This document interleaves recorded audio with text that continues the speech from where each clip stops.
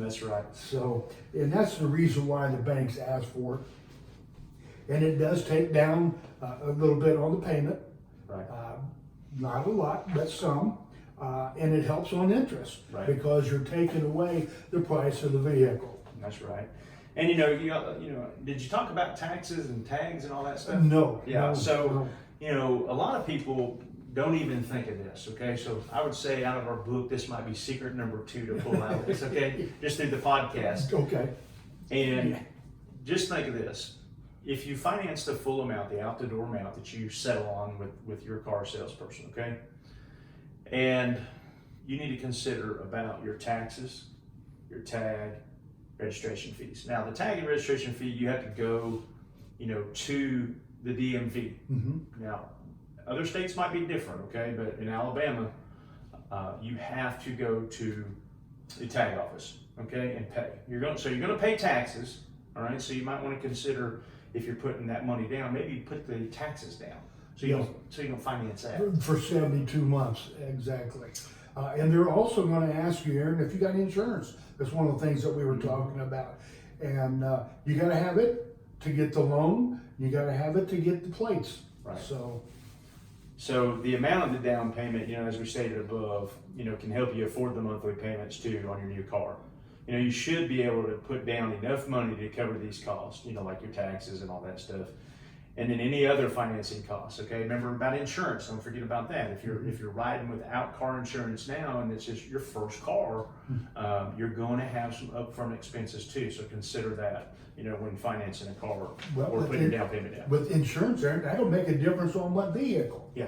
Because some vehicles are more expensive. Right. And if you have that in your budget, the price of the car, the down payment and everything, insurance, then you know where you're going to be at. Right. And instead of a big surprise, you're in a ballpark. Yes, yes.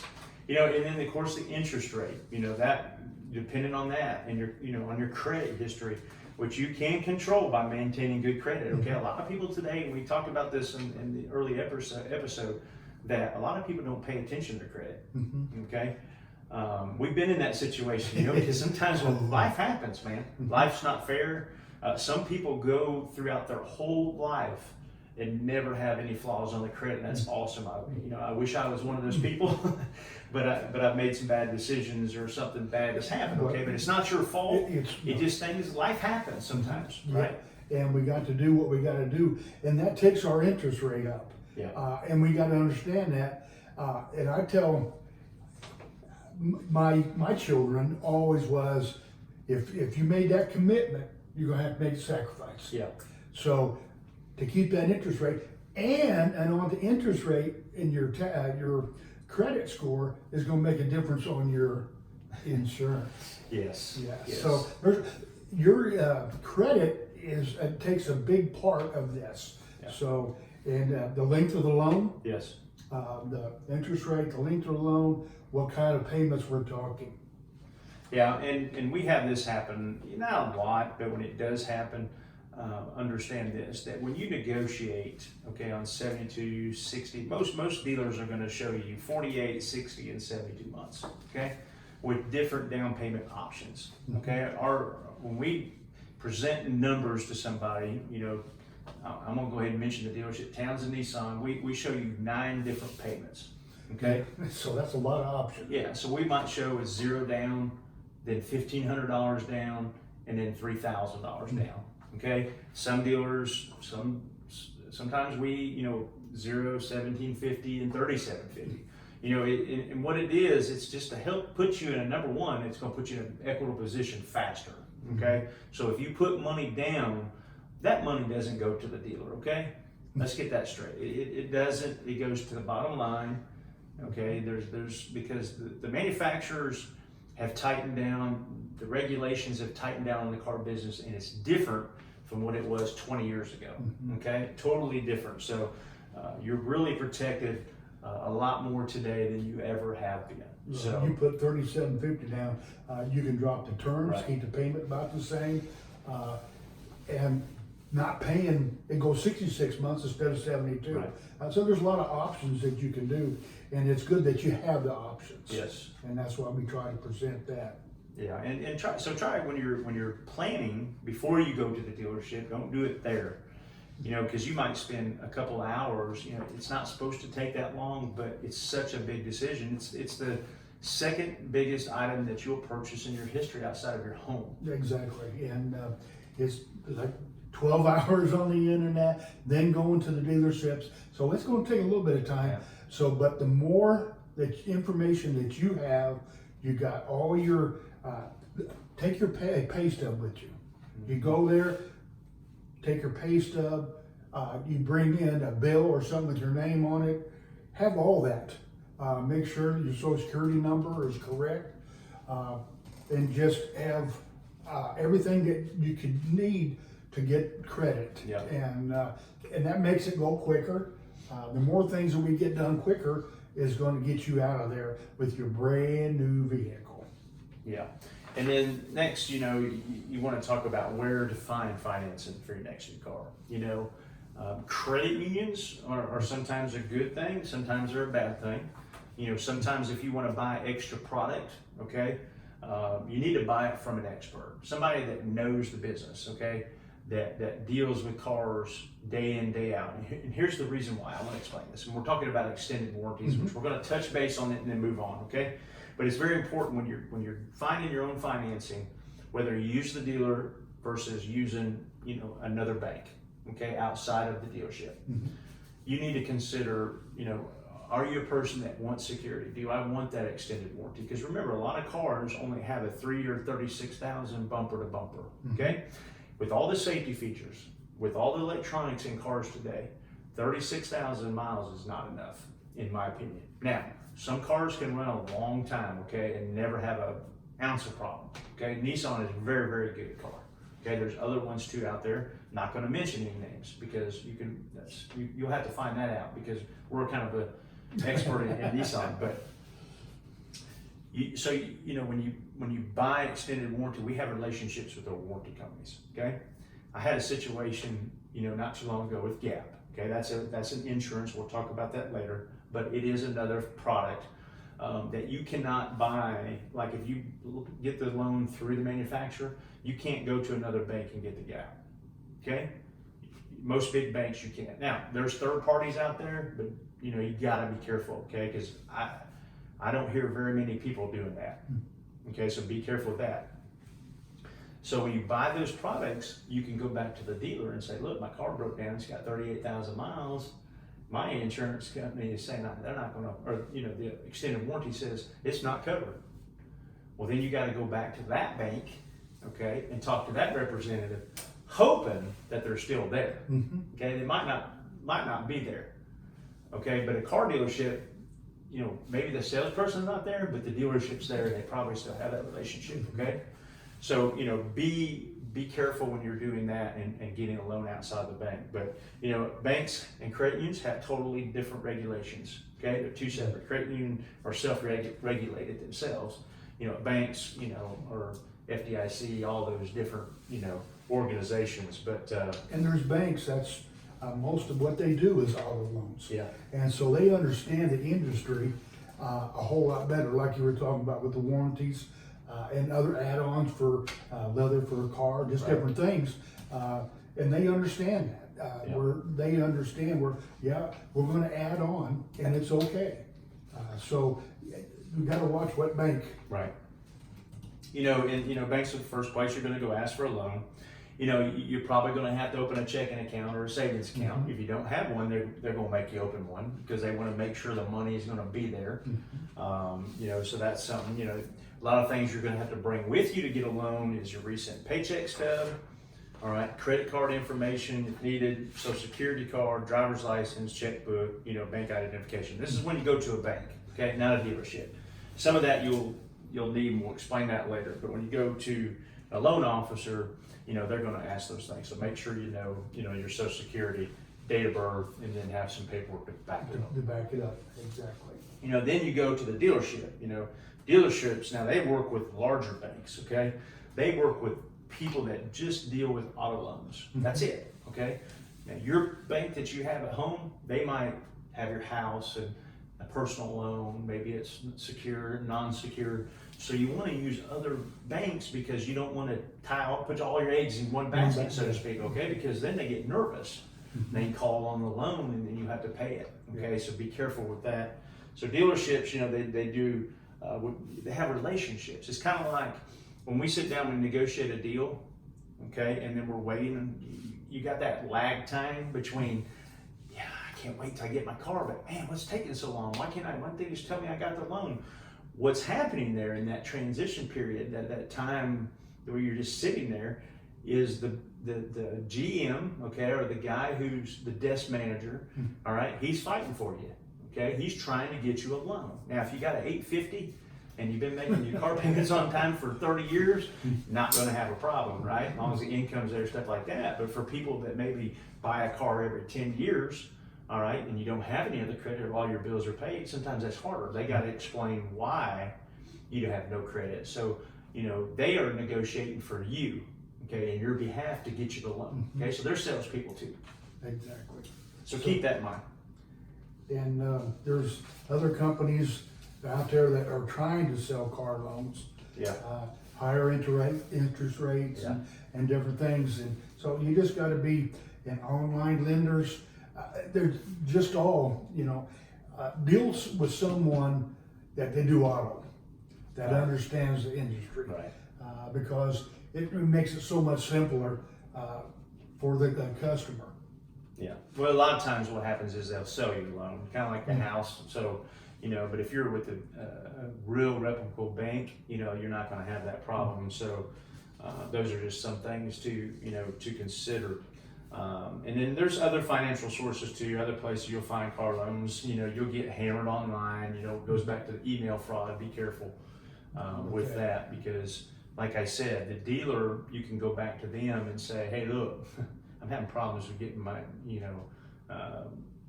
whether it's your car note, you know, your reminder in the mail, or you need to set it up, you know, auto pay and stuff like that. They give you direction, okay? Most dealers don't have any control, you know, over you getting your bills, but they know a phone number, you know, where they can answer your yeah. questions. So just keep that in mind. That's why it's good to buy, you know, from people that's all they deal with. They don't deal with other things too.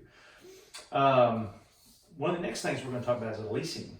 Okay, so if you're having difficulty being approved for a car, you might, you know, be able to lease a car instead. And even though I do, you got to be a little bit careful, okay? Because in leasing, you're not financing the whole amount of the car. Exactly. Okay, most what they call residual rate. You'll hear the word residual, and that just means what your car is going to be worth at the time of the lease when it comes up. You know, like if most good leases are about 3 years. Yes, in about 12,000 miles, 15,000 miles, and they're trying to do an average of what the customers are doing now. I remember when it was 10,000 and 12,000. That's all people were doing. Well, now it's up to 15,000 because more people are traveling more, doing different things. So the leases are pretty good. I've used them myself. Yeah, I have one too. And it worked out great for me. But you got to think about this, Aaron. How many miles you put on a year? Yeah. And that has everything to do with it. If you're in that ballpark of 12 to 15,000 a year, way under that, then you might be the great candidate for it, because every 3 years you get a different vehicle. Yeah, and the way you calculate that is go to the car that you're previously in, okay, before you trade, take how many miles, that you have on the vehicle and divide it into how many years you've had the vehicle, okay? Mm-hmm. That'll give you an average about how many miles, okay? You always want to consider trips and things like that. So there's a lot of advantages and disadvantages to leasing instead of buying, but you could end up spending more leasing cars if you go over the miles and stuff like that. So short-term leases are good, maybe your situation is going to change in 3 years, and you don't want to get stuck with the depreciated car and you owe more than what it's worth, because a lot of people, unless you put a good chunk of money down, okay, you're going to be in that position, okay? I always tell customers 60% of the customers or more that are passing by our dealership are upside down. I mean, it's just reality. Exactly. I mean, the cars with the industry right now, the way that the rebates and everything are, there's just dropping the new ones right on out of ballpark. So Yep. And that's what we have to look at too when we're looking for a car. How much is that going to depreciate? You know, try to get the better vehicle. Yeah. So if you're deciding to lease a car, you should be aware of these following things. Okay, we're just going to recap it before we go on to the next thing. You'll always be allowed, you know, a certain number of miles each year. So if you travel for business, you might want to find a rental car or something like that and put the miles on it. Okay, that's just something to consider. Okay, if you travel all the time for your job and that gets expensive, then probably leasing is not going to be for you. You could pay a large fine by breaking the lease early, so be careful with that. You know, dealers will trade you out, but you just got to be careful with some of the manufacturer rules and, you know, of the lease that if you did break it. So be aware of that before you sign it. Okay, make sure you read that. Just don't take the dealer's word for it. Read it. Do a little research before. And then you can't change the colors, you know, exterior or, you know, interior anyway. Okay, because you got to turn the car back in. All right, I don't know how many cars I see come back just trashed. Oh yeah. Unless they work for a company who's going to suck that up and pay that, okay, which there's not a lot of people out there that do, or maybe they just pay the whole thing off and they send it to an auction and they get whatever it's worth, but you better take care of it, okay? When you buy, you know, tires, dents, they'll give you, you know, when you end the lease, they'll send you a packet and then they'll have this little, you know, stencil or something that you can put up to a dent. It'll tell you how big your dent can be, okay? So it's normal wear and tear. So make sure you're aware of all that. And then also to sign close-in leases, okay, only. So be careful with that. This will, you know, keep you from having to pay extra fees and for the depreciation when the term of your lease is up. Now, other options are you can buy it. Yes. Okay, you can buy it. So if you go way over the miles, you can buy it. But what do you think about that? Because you just ended a lease not too long ago, and you were in a situation where you were on miles, but kind of explain your situation there. Yeah, and I also knew how much I would be paying for it at that date when I signed it. Right. Okay, so at the end of my lease, I was about 250 miles over. So I'm thinking, well, that's not too bad. 20 cents a mile. I paid $56 for overage. I'm kind of cheap, but anyway. But you knew what was going to happen. But I knew that going into it that it could possibly happen, which is okay. But I knew that, but if I would have went over 10,000 miles, it'd been better for me to purchase it. Right. And but I already knew what it was going to cost, and 90% of the time, you're going to be pretty close to what that car is really worth. Right. These manufacturers have this down to an art. They do. So they know, you know, everything, all these rates and all these rebates and stuff change due to the financial condition of the manufacturer, right? So there's sometimes you'll see great rates on cars that make no sense. It's probably because they're overstocked and they got to get rid of them, and they know that financing, you know, showing these financing specials on TV and stuff like that will draw people in. So, you know, watch that too. And end of the year is not always the best time to buy a car. no, Not this day and age, because actually Nissan's fiscal year ends not until what is it? April. Yeah, Okay. it's April. So that's April 1st is their year. So their fourth quarter is weird. It is very strange. But so you need to know these things too. That helps you, you know, When the new vehicles come in and different. and also when new trim, you know, when the model years change. Okay, so you know, like the Ultima this year came out kind of late. Okay, they were supposed to come out early. They delayed it. And then they came out, and all of a sudden now we hadn't even had it out 8 months yet, and the 2020's already out. You know, so they're trying to get back in line. So right now is a great time on the Ultima. And then also financing offers from dealers. You know, like right now we've got several different vehicles that you could get great APR. I'm talking like 2.9, 3.9, or 0, and get a $2,000 rebate. Wow. Okay, so that you know. Right now, actually, is the best time, but next year that might change, you know. But at least you know. And then, you know, the next big one that we've got to probably spend the rest of our time on is people with less or perfect credit. Okay. Okay. Well, we've all been there, Yeah. and just what takes a little hiccup, and but we can still take care of that. I mean, there's financial institutes out there that are helping with that. People went through bankruptcy, just different things. Right. But less than perfect credit doesn't mean that you're a bad person. Right. That's right. And you can get an awesome vehicle. Yes, you're going to pay a little bit more, but what that's going to do for your credit is bring it back up, and that helps a lot. And it just, your loan payment could be just a little bit more. They might, well, like we were talking, $1,000 down. They might go up to $1,500. You know, you just never know what the bank might do. Yeah, I mean, so when applying, for, financing, for your new car, you want to fall into you're going to fall into one of these three categories, okay? Less than perfect credit, little or no credit, or good credit, okay? Yeah. There's very few that have great credit. Now, I have seen some 890s, which that's the highest I've ever seen, okay? But those are people that have just paid on time all the time, and they just, but everybody has a situation, and it's not always your fault. It's not your fault. I mean, life happens. Yes. And that's what we're here for. We're here to help. And most people get embarrassed about it. I know I was. I didn't even want to know what my credit was. Absolutely. Right? But that's the wrong way to go about it. So, and we'll probably end up doing a whole episode on credit, okay? And kind of go over, our situation and what we went through and how we've come out of it, and how we watch it very, very carefully now.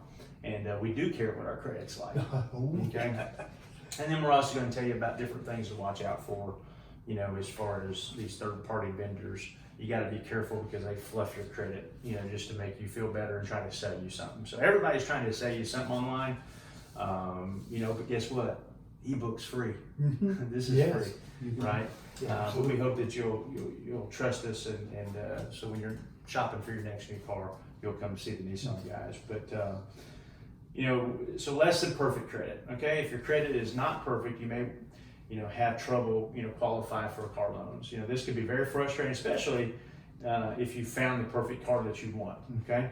Credit issues can range from missed credit card payments, missed mortgage payments, missed student loans payments, which I see a lot of, and other loans, okay? Credit issues are not uncommon.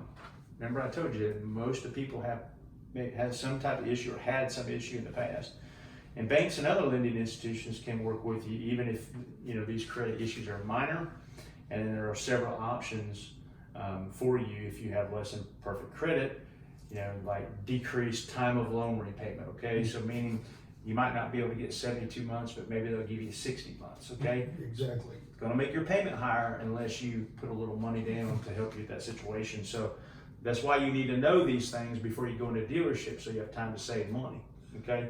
Because it's not always bad to put money down. There's certain situations you just have to, okay?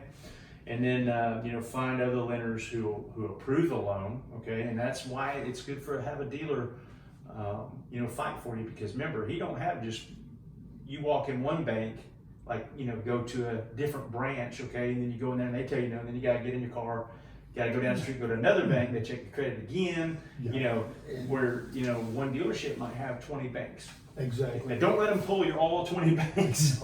No, definitely not. Make sure you trust and you have that gut feeling, Cheesy. Yes, and a good reputable company, they're not going to do that to you. They're going to send it 3 or 4 banks maybe, and I've had it as my customers say, I just want to send to one bank. And so they try to do whatever the customer wants. That's right. Because we don't want to hurt your credit. That's right. So we try to keep it as minimal as possible. Right. And then, decreased time, loan repayment, increased down payment, find other lenders who approve the loan,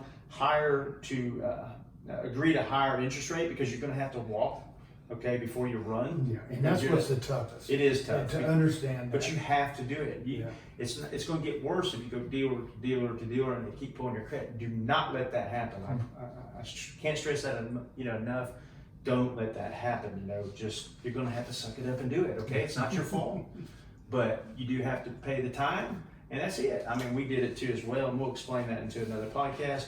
And then maybe that's the wrong car. Maybe that's just not your, it's not your dream. This is your dream car. You can't get it. Go to something you can afford, okay? Because you don't want to be in a bad situation.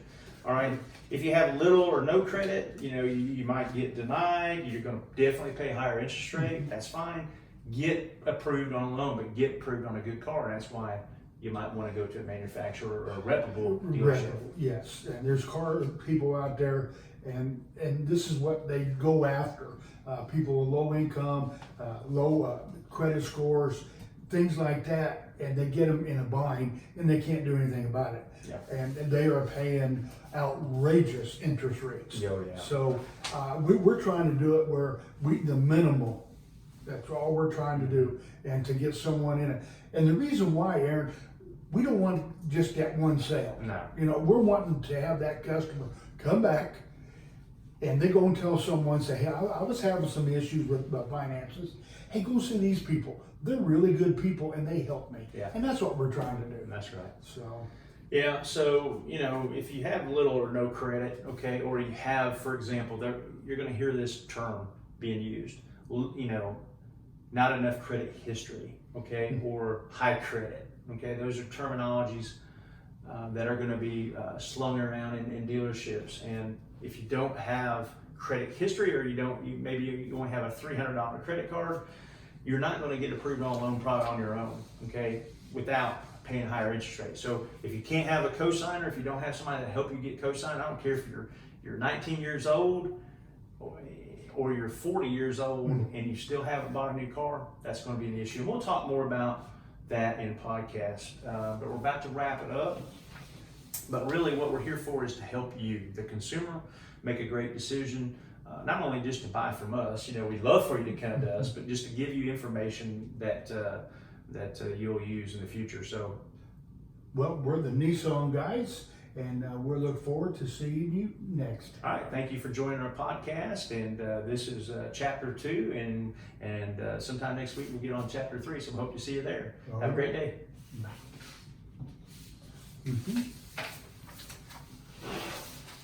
What do you think? Well, we're going quicker through this book than I thought. It's going good.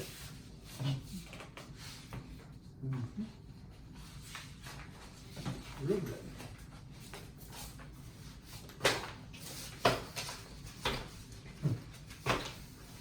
I wish I had some of this one. I'd buy it. Knowing now what I know. What's that? I know I got burnt many times. And one of them that I know was that PT Cruiser. Oh, yeah. Yeah, and they're telling me I had, back in was like 740. Oh, your credit's okay, this and that. And Yeah. you're gonna have to pay this. I'm thinking, man, did I mess up? That's a lot of money I threw away. Well, you paid over too because they were going, Oh yeah. they were going because they were going out of book. Yeah, I messed up pretty good on that one. And I know Aaron Lane took me. I know.